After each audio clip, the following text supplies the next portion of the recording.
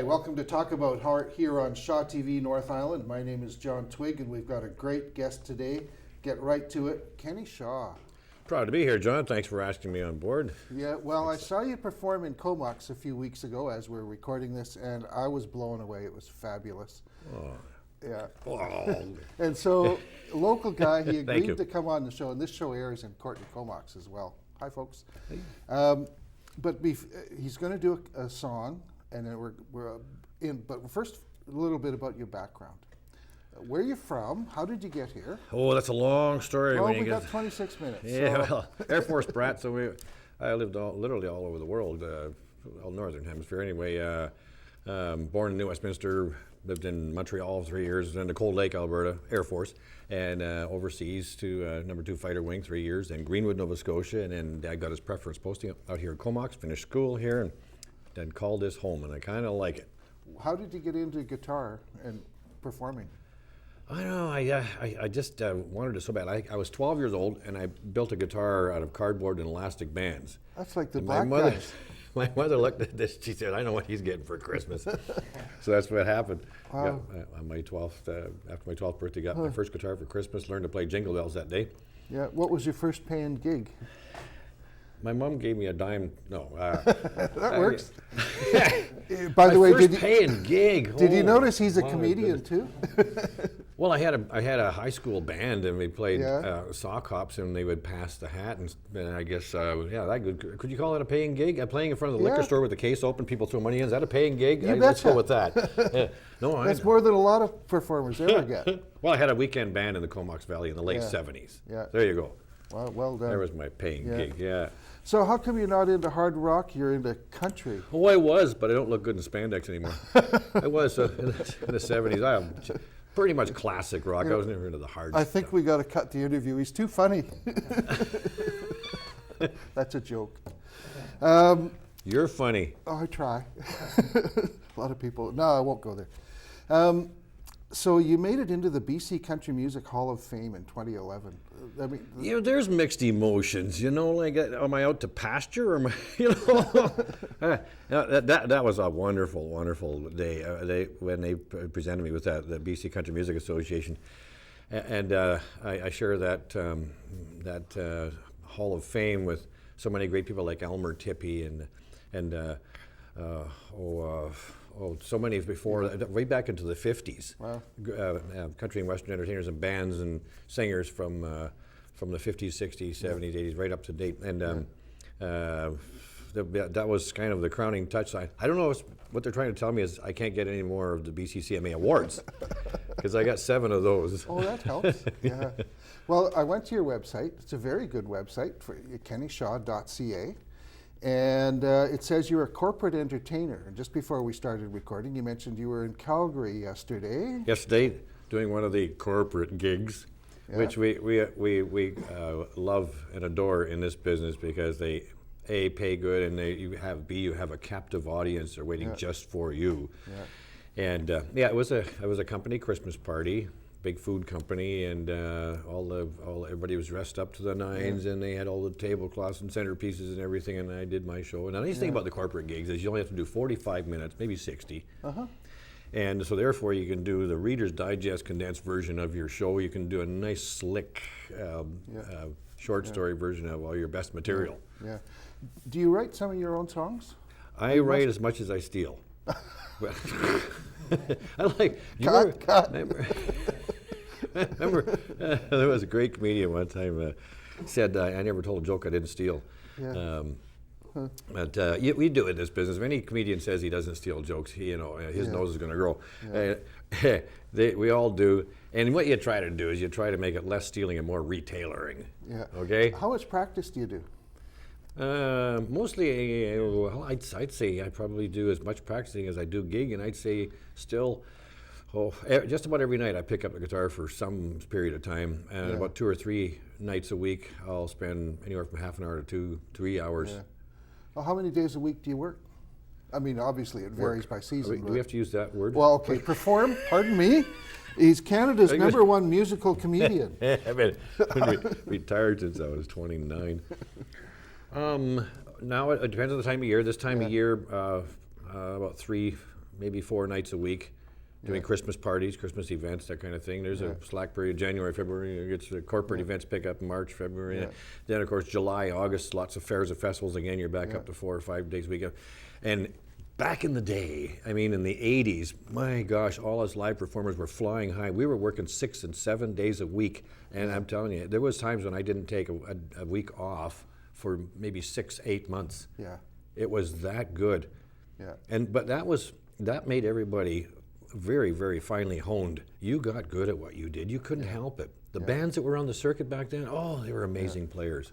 Well, where I was going with that about your own music, do you write some songs you don't perform, like like personal love songs or Yes. blues and stuff? Yeah. Yes, I've got ballads and crooning songs, well, crying songs. Yeah. If you're looking at the country end of it, serious stuff. Yeah. Okay. Well, I wrote a song called "The Miner and the Logger," which is a kind of an epic, and it's something like remember Ringo and those songs, Big John, that kind of thing. Wrote that. So those don't get performed very often. Now, I went on your website, as I mentioned, but I didn't see a CD. Like, click here and you can order. I have to get a hold of my webmaster because I got 2 CDs. Okay. 2 CDs. It's on there somewhere. I guess Live it in the didn't- Pub. Oh, yeah. And that's the first one, and that was done at the Frontiersman Pub in Coombs, and what an audience I had Oh, for it. You bet. couldn't have asked for a better audience. It was a superb recording, and then the second one was The Perfect Canadian, spelled Perfeck, and it was a show that I did in the United States, actually at the Barkerville Tavern in Sumas, Washington, because it was full of Canadians on a Sunday afternoon, and I was down, I played there regularly, a lot. And it was very heavy on the Canadiana end. I would do a lot of teasing material, like why are there so many Canadians here? I used to call it the going down to the border Sunday afternoon cheese run, because it was cheese. All the dairy products were cheap, and you fill it with gas, and you drop into the Barkerville Tavern or someplace for a beer on the way home. And I'd have a house full every Sunday afternoon. It was just amazing. Well, let's give us a sample. Okay. Well, What are we going to hear? well, we're going to hear one of the songs that I borrowed off of a guy named Buzz Martin, who's known as a singing logger.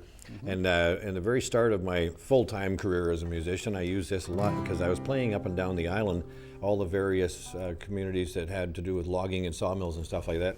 And also, I was a logger when I was in my 20s. Okay. So this song is called Whistle Punk Pete, and I was a whistle punk, one of the last ones of the West Coast. I was one of the last guys to work in hot metal in the newspaper industry, too. So I've been there. I'm going to get the deer in the headlights look for me on that. I have no idea what you're talking about. It's like somebody in New York listening to this song. Okay? Here we go. Now, Whistle Punk Pete, he stood only 5 feet. He wasn't going to get any bigger. But his main ambition was to hold the position of hook tender and head rigger. But everybody knew that unless he grew, he wasn't ever going to make it. It takes a pretty big man that's an all-around hand. There's hardly any way you can fake it. You put a block and a strap on the little Pete's back. He'd head in the wrong direction. Well, making new layouts and pulling haywire. He couldn't even pull one section. But he could climb all right, and he didn't mind the height. But when he got to the top of the gully, he was too small to tackle a guy line shackle, and he couldn't even hook up a molly. But he was running around with this girl downtown. She was really, really big, but really pretty. We heard one day that they'd up and ran away and got married in a nearby city, Zabellis. He was happy with his wife. She was the love of his life. She had such a sweet disposition. But Whistle Punk Pete didn't know at the time that she'd help him realize his ambition. 'Cause his little wife Myrtle wore a full-length girdle that had 104 hooks and eyes. Took a full half hour to hook her up every morning, much to little Pete's surprise. Well, he was hooking and a-thinking, and his eyes began to blinking, and he jumped up and let out a squall. He said, Myrtle, holy cow, if the crew could see me now, I'm a hook tender after all. Well, Kenny, that was great. Thank you very much. It's obvious you've got musical talent, but the comedy thing, too. Tell us about that. Well, interesting you should say that because I'm going to tell you a little story about that. The way it worked was in '79 when I got started full-time. Before that I was a part-time musician. I started full-time, and I I struck out as a solo artist. There was a lot of single acts in the pubs and the nightclubs back then, and you could do that just with a guitar. And they had beat boxes back then you could buy. They were cheesy sounding. They were you had that playing behind you to keep you beat. Filled it out a little bit, and I got a gig out of town, which to me was nerve-wracking because, oh my gosh, I'm on the road here. I didn't know what that was like, and I went to Nanaimo. So I was playing a pub down there, and halfway through the first night, I got called into the manager's office, and I thought, oh, they don't like me. I'm no good at this, because I saw their single acts, and they were pretty polished. They knew their stuff. And I thought, oh, I hope I get at least tonight's pay so I can get gas to get home. And he said, we want to book you again for a couple of weeks in a row. He says, are you available? And I thought, what? Okay, fine. And I went back and finished the night off. And then it was that night and a few other episodes later on that I realized what I was doing was not necessarily called for. And I thought what was expected of a solo act was to be all around entertaining. So I pulled out every trick I had. I put on hats and gags, and I did one-liners and impressions and stuff like that in between doing all the songs as well.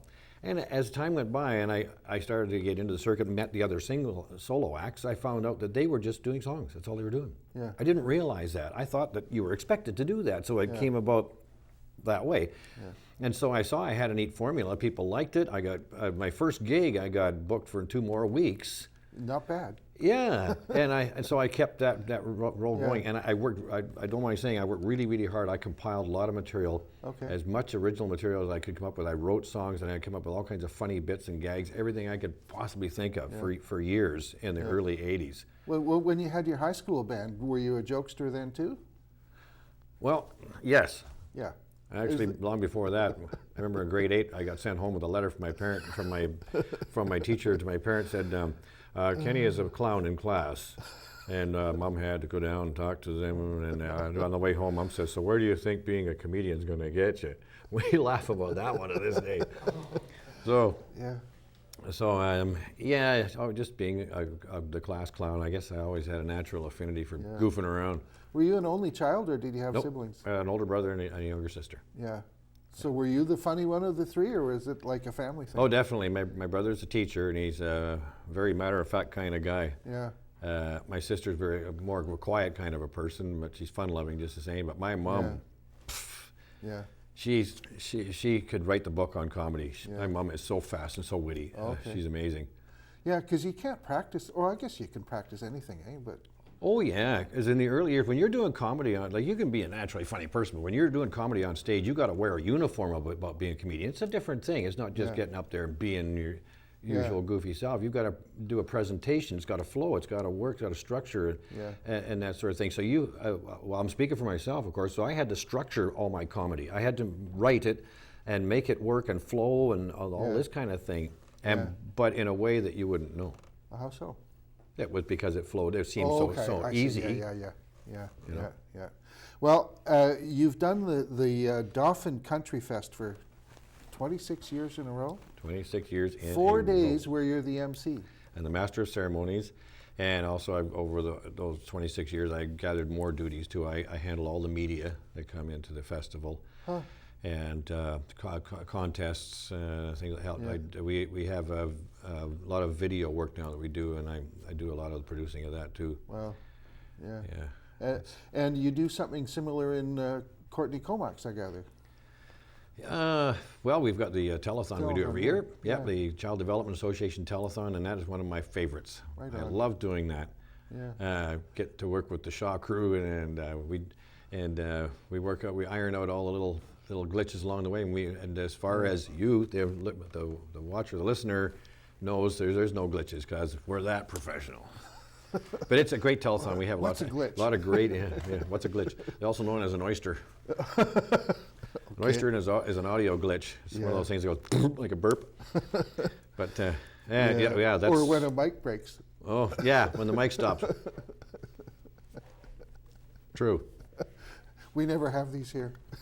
No. That's an inside joke.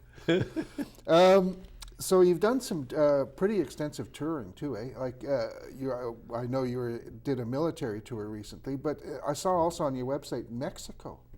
So tell us a bit about touring. It wasn't like I drove there. I was on a cruise ship. I was lucky to get hired onto a cruise ship back in the 80s, early 90s it was actually, Yeah. and signed on for 5 weeks on one of the Cunard ships and did the Mexican Riviera. That's my only Mexican gigs, but Okay. Was it? Did you enjoy doing it, or it's sort of like, well, it was fun, but never I again? loved it. Yeah. But they didn't give us enough time. I'd do a 5-minute spot here, and then 2 days later I did a 25-minute spot, and then 3 days later I'd do a half an hour spot, and I'd be, Oh, yeah. Well, it was great though. Great experience. yeah. And the military one. Tell us about that. That was the best experience of all. I wouldn't trade one of those trips for 10 Club Med Yeah. vacations. It's such a terrific life experience. Where did you go on? Well, the first one was in Africa. We were on peacekeeping duty. Our troops were on peacekeeping duty there, United Nations, and we went to Eritrea. It was rough and rocky there during the times when they were fighting against Ethiopia. Yeah. We did some shows for the Canadian and Dutch troops there. And then next one after that was Arabia, which was we were in the Arab Emirates, the United Arab Emirates, and of course those are transition bases. People are on their way to the trouble spots. So that one, and then after that, I got thrown in lock, stock, and barrel with an 18 person entourage into Kabul and Kandahar, right into the thick of it, and that was quite an eye opener. It's hard to explain. There's no words in the English language that explain the feeling you have, and everybody has their own way of dealing with it. We had to send some people home. They just, it was their own apprehension that overcame them. Fears and apprehension, and we felt pretty safe because the troops did everything possible to you'd keep be inside us safe. the security zone. Period. In the history of Canadian Forces show tours, we've never an entertainer has never been compromised or lost. Yeah. So they're pretty good. Now I thought it was Kabul, but you said Kabul. Yeah, some people say Kabul. I don't know. We always said Kabul. Yeah. Okay. I don't know what the Afghanistani pronunciation is, but Kandahar, of course, too, and other small bases outside of Kandahar. So for a thing like that, do you do more comedy maybe, or an occasional blues, or? Well, we had, like I said, a large show. And we had everything from dancers. We had a 5-6-piece band, feature singers, artists, Diane Chase, Julian Austin, people like that. Richard Wood is a champion fiddler from PEI. We had him. It was a huge variety show. I was the master of ceremonies and comedy relief. Oh. And so I'd introduce everybody as well as in between acts. I was usually doing 4 to 5 minutes. These are pretty tightly structured shows, 4 to 5 minutes of comedy. Yeah. And it was always relevant to where we were, what we were doing. I really enjoyed doing that, just taking something about what we're doing and where we are. And for instance, we were in Kandahar, and Tim Hortons decided to put Tim Hortons in Kandahar in the Canadian Armed Forces. That was in 2006. Yeah. So there was this Tim Hortons trailer. That's what they brought over in the belly of a C-120 Hercules aircraft. It was sitting there on the desert sand. Hadn't opened yet, just sitting there, that brown trailer with a huge cup of coffee on the side. And I got a piece of poster board and a felt marker, and I made a sign that said, "Drive through." Stuck it on the side of that, and we took a bunch of pictures of us all. I've got a bigger story that I tell everybody, but that's what we did. We got a bunch of pictures of ourselves standing around that. Yeah. Now, churlish question maybe, but you get paid for that. Yes, you get paid an honorarium and a per diem. Yeah. And it's not much, but it's... Yeah, I was going to say, you probably don't get rich. No. It's Canadian Armed Forces. But why, but why, well, of course, you and your dad being in there too, but you said it was one of the best experiences of your life. Why? Because it's no holds barred reality. Yeah. It's the real thing. We didn't go where the soldiers go, but we talked to them and we had an idea of where they went and that sort of thing. It's war. It's war. And just knowing this kind of ambiance, knowing the atmosphere and the lifestyle of the soldiers, to me was really valuable. Yeah. Knowing what they went through on a day-to-day basis, what the atmosphere is like in a place like that, we have no idea as civilians. You're there. I saw Apocalypse Now more than once, the movie. Uh-huh. And did you see it? No. Oh dear, because they've got a great performance scene in it. But okay, we won't go there. Okay. Some of the acts that you've performed with, I know you were with Stompin' Tom once. Can you tell us a bit about that? Oh, I'm at a backstage. We're at the Dauphin Country Fest, as a matter of fact, and just to show you how Stompin' Tom affected Canadian culture, it was about 5 o'clock in the afternoon, and it was a sea of young people's faces in the front because they're more aggressive and they push to the front, and that sort of thing. I'll say, you know, and us, our adults in there sitting down in the seats. So anyway, here's a sea of young faces in the front. And Stompin' Tom was about 70 years old or something at the time. And in the center of that sea of young faces, there was a group of kids holding up a replica of the Stanley Cup. They made it themselves out of tin foil, and they brought it down to give it to Stompin' Tom Connors. These kids all grew up with Stompin' Tom and his songs in the prairies. And he came on and he did all of his songs, and the din from that crowd was amazing. Yeah. You could hardly hear yourself think. Did you ever do a duet with him? No. Okay. I wish. Yeah. It's not going to happen now, but Yeah. I Do would have loved do you to. do any of his songs sometimes? I have done on special occasions. I don't make it a regular part of my repertoire, but I have done that. Yeah, Actually, the song you did earlier. Sudbury Saturday Night. Yeah. The good old hockey game. Yeah. Who are some of your favorite Canadian performers? Well, we were talking earlier, but Gordon Lightfoot is definitely one. Stompin' Tom, I'd say, way up in the top. Yeah. Elmer Tippie really? is to me is a wonderful influence. He never got to the real big time. Ronnie Prophet, you remember Ronnie Prophet? Dating myself? No. Here's a guy. I've heard of him. Yeah, Bobby Curtola. These guys taught me a lot along the way. Ronnie Prophet once, we were in a hotel room in Prince George, and he said, Kenny, he says, show business is not show business, it's business show. Okay. Okay, he's an interesting Actually, guy. He had my ear then. We're a little bit of show business here, so Kenny's going to take us out with a special song that Laura and I saw him do down in Comox, and she's going to help. But before we do that, thank you, Chaz, Gordon, Marjorie, and Valerie and Laura for doing the cameras, and thank you all for watching. And now stay tuned, because Kenny Shaw is going to give you a treat. And Kenny, thank you very much too. Well, thank you, John, for having me here. It's really nice to talk about me. Well, I don't mind at all. We'll talk about you next time. Okay, I have this little bit that I do with Willie Nelson and Waylon Jennings. Are we going to do that now? We're going to reset, but yes. Oh, okay. I like to do impersonations, if you will. One of my favorites is Willie Nelson. On my nose again, I can't afford to blow my nose again, because the IRS foreclosed again. I can't afford to blow my nose again. Thank you. And as far as I know, I'm the only impressionist alive who can do two voices simultaneously at exactly the same time, one right after the other. And I do an impression of Waylon Jennings performing with Willie Nelson. So here we have Willie Nelson, right, which I have just done, and we have Waylon Jennings. Now, I have an assistant from the audience, Laura here, who's going to change me from Waylon into Willie simply by lifting the hat. And when that's done, the voice will change simultaneously. I know. Okay, Laura, are you ready? I'm ready. Okay, here's the deal. You grab a hold of the hat, okay? Now, when you want me to be Willie Nelson, you lift the hat clear of my head. When you want me to be Waylon Jennings, you put it back down. Very good, okay. Start with Willie. And after that, no, let's start with Waylon. Start with Waylon, and after that, you can change me whenever you want to, all right? The song is called Good-Hearted Woman in Love with a Good-Timing Man. Here we go. Waylon Jennings starting. You ready to change me? She's a good-hearted woman in love with a good-timing man. Loves him in spite of his wicked ways that she don't understand. Still teardrops and laughter, they'll pass through this world hand in hand. Just a good-hearted woman, loving a good-timing man. He likes a bright line, nightlife, a good-time friends. When the party's all over, she'll welcome him back home again. Try going faster. Yeah, not yet. Just a good-hearted woman, loving good-timing man.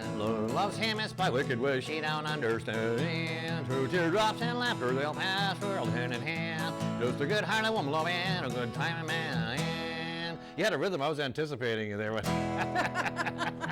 Well done. Thank you, Laura. You're welcome. My pleasure.